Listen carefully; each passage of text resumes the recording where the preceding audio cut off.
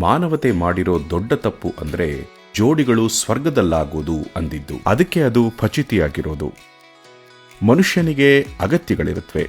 ದೈಹಿಕ ಅಗತ್ಯ, ಮಾನಸಿಕ ಅಗತ್ಯ, ಭಾವನಾತ್ಮಕ ಅಗತ್ಯ, ಬಹುಶಃ ಸಾಮಾಜಿಕ ಅಗತ್ಯ, ಆರ್ಥಿಕ ಅಗತ್ಯ, ಹಲವು ಅಗತ್ಯಗಳು. ಈ ಅಗತ್ಯಗಳನ್ನು ಪೂರೈಸಿಕೊಳ್ಳೋಕೆ ಒಬ್ಬ ವ್ಯಕ್ತಿಯ ಮೇಲೆ ಅವಲಂಬಿತರಾಗ್ತೀರಿ. ಅವುಗಳನ್ನ ಯಾರೋ ಪೂರೈಸ್ತಿದ್ದಾರೆ ಅನ್ನೋದನ್ನ ಅರ್ಥ ಮಾಡಿಕೊಂಡು ಯಾವಾಗ್ಲೂ ಕೃತಜ್ಞರಾಗಿದ್ರೆ ಅದನ್ನ ಚೆನ್ನಾಗಿ ನಿರ್ವಹಿಸ್ತೀರಿ.